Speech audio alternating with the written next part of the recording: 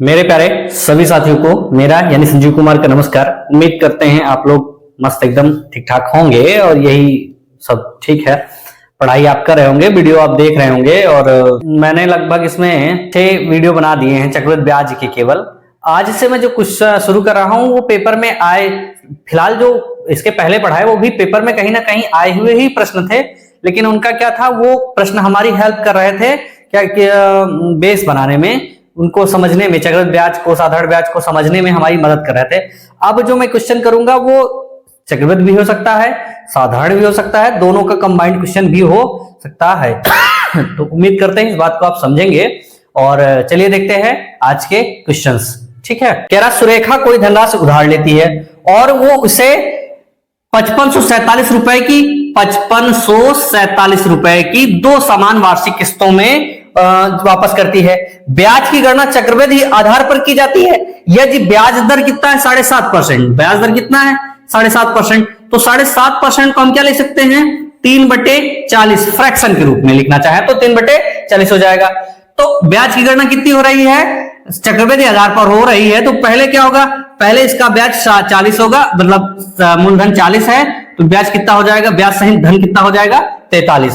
दूसरे साल इसका स्क्वायर बताए थे, दूसरे साल की क्या होगा इसका स्क्वायर, तो 4 का स्क्वायर 1600 हो गया, 43 का स्क्वायर कितना हो गया 1849, यानी 1849 इसका दूसरे साल का क्या होगा किस्त हो जाएगी। तो किस्तें दोनों बराबर हैं तो इसको हम क्या करें 43 से गुणा कर दें, क्योंकि 43 का स्क्वायर है तो किस्तें बराबर हो जाएंगे 1849। यहां भी हम क्या करेंगे 43 से गुणा कर देंगे। जब 43 से गुणा करेंगे तो यहां कितना आ जाएगा, अब इसको हम लिखना चाहें तो 4 एकम 4, यानी हम यहां लिख दें 4 0 0 4 3 12 और 4 चौक 16 17, यानी इसकी जगह पे हम क्या पूरा लिख दें 1720 रुपए। यहां क्या लिख दें 1720 रुपए, या 1720 के बराबर हो जाएगा 43 से गुणा करेंगे। तो मूलधन कितना हो गया 0, इधर 2, 7 6 13, कितना हुआ 7 6 13 की 3, 1 1 2 1 3 1 1 2 और 1 बचा 3, यानी 3320 रुपए उसका मूलधन हो गया। अब टोटल पैसा कितना दिया गया, तो इस दोनों है 1849, इनका स्क्वायर ही तो है, यानी इसको 2 बार जोड़ ले, स्क्वायर नहीं सॉरी, इनका 2 बार गुणा, ऊपर भी 1849 नीचे भी 1849, डबल कर दे तो 9 दूनी 18, 4 दूनी 8 1 9, 8 दूनी 16, 1 16 है 16 लिख देंगे, फिर 1 दूनी 2 1 3, कितना हो गया 3698 रुपए वो बैंक को वापस कर रहा है।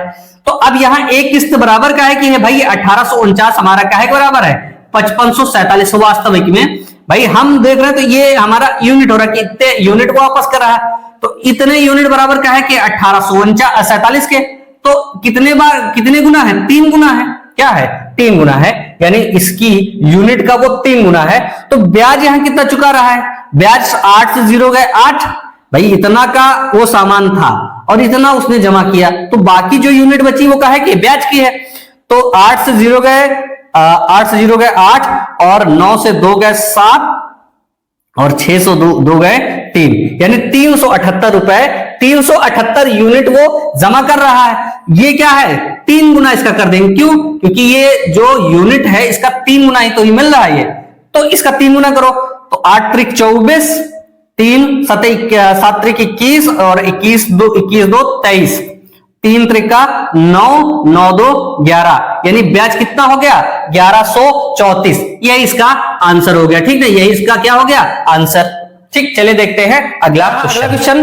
कमल ने 6800 रुपए उधार लिए, कितने रुपए उधार लिए 6800 रुपए उधार लिए, इसने क्या किया 6800 रुपए उधार लिए, जिसका ब्याज सहित 2 समान वार्षिक किस्तों में भुगतान किया जाना है। यदि वार्षिक रूप से संयोजित ब्याज की दर 12.5% कितनी है 12.5%। 12.5% का मतलब हुआ 1/8, कितना हो गया 1/8, कितना हो गया 1/8 हो गया, यानी 8 उसका मूलधन है तो 1 रुपए उसका ब्याज हो जाएगा। तो यदि वार्षिक रूप से संयोजित ब्याज की दर 12.5%, तो प्रत्येक किस्त की राशि बतानी, क्या बतानी है प्रत्येक किस्त की राशि बतानी है। तो यहां पहले हम निकालें इनका वो, मतलब 8 इसका पैसा है, 8 रुपए इसने लिया तो कितना वापस करेगा 2, तो 2 किस्तों में करना तो इसका स्क्वायर कर दो, तो 8 टाइम 64, तो 9 9 कितना हो जाएगा 81, यानी इस 9 को फिर से 8 से किसको कर दे 9 से गुणा कर दे, कितना हो जाएगा 9। तो 8 नवा 72, यानी इधर उसका मूलधन कितना हो गया 72 और इधर कितना हो गया 9 नवा 81, किस्त का मान हो गया। कितना हो गया किस्त का मान। तो उसने पैसा कितना लिया, तो 4 2 6 और 7 6 13 1 13, कितना हो गया 136 रुपया लिया। तो 136 किसके बराबर है, ये 136 बराबर है हमारा 6800 के बराबर है। किसके बराबर है 6800 के बराबर है ये 3600। तो 13 5 65 6 5 30, यानी कितने बार हो जाएगा ये 5 बार।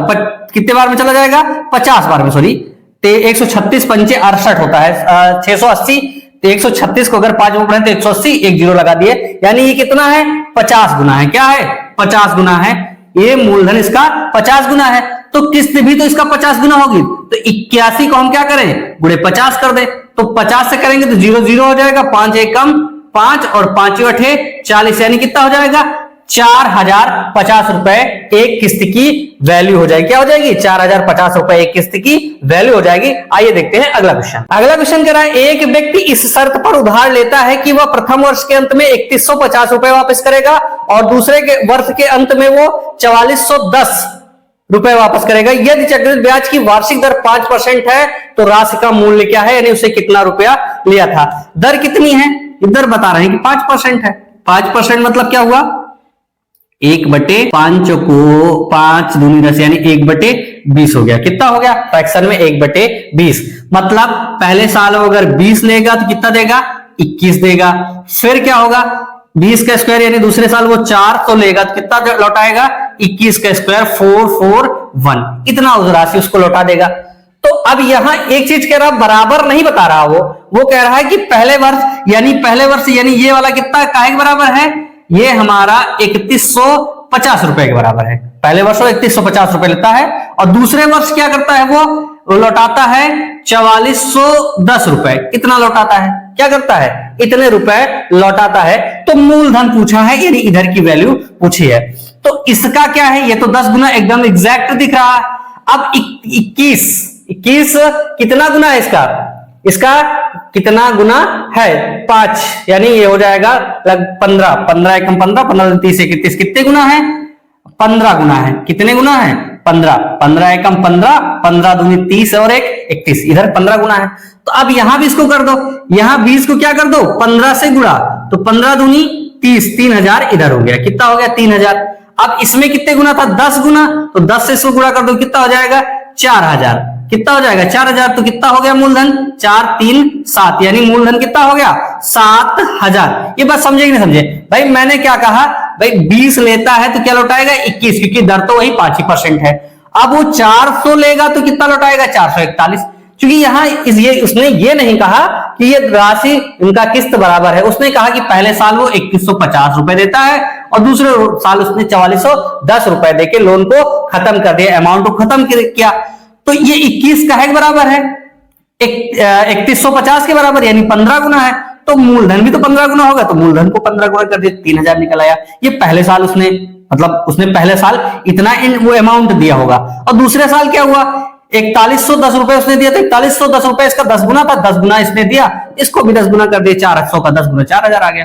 तो पहले साल उसने 3000 अमाउंट दिया, दूसरे साल उसने 4000 अमाउंट दिया, टोटल अमाउंट कितना दिया 7000। अमाउंट का मतलब हुआ प्रिंसिपल, प्रिंसिपल कह सकते हो। ये हमारा क्या है प्रिंसिपल है, मूलधन है। मूलधन उसने 700 रुपया दिया और इधर क्या है ये दो चीजें दी, ये इनके क्या हो गई किस्तें हो गई। ठीक, चलिए देखते हैं। ए सालाना 8% के ब्याज पर 28,000 रुपए उधार लिया।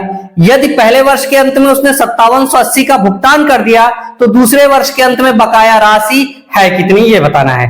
उसने क्या लिया 28,500 रुपए उधार लिए, इतने रुपए उसने उधार ले लिए। ठीक, ब्याज भुगतान कर दिया 8% की ब्याज पर 28,500 रुपए उधार लिया।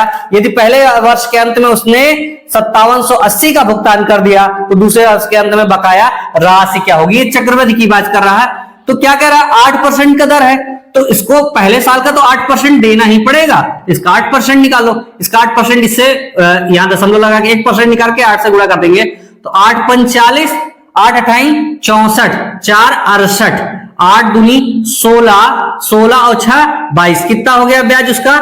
2280 रुपए इसका ब्याज हो गया। कितना हो गया? 2280 रुपए इसका ब्याज होगा। अब वो लौटाना किसको? अगले साल में ब्याज कितना हो गया? 0, 8 और 5 2 7, 8 2 10 की 0 3, यानी इतना रुपया पहले वर्ष के अंत में उसे देना है। लेकिन इसने यहां उसने क्या किया?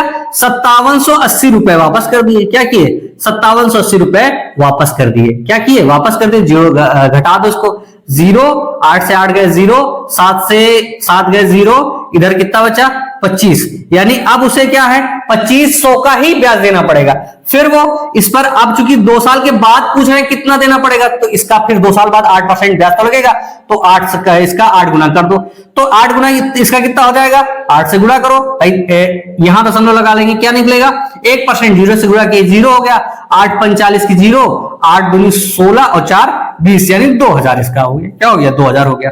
ये फिर से जुड़ जाएगा क्योंकि ये ब्याज है। 0 0 0 5 2 7, यानी उसे कितना देना पड़ेगा? 27 रुपए ब्याज देना पड़ेगा। किस साल?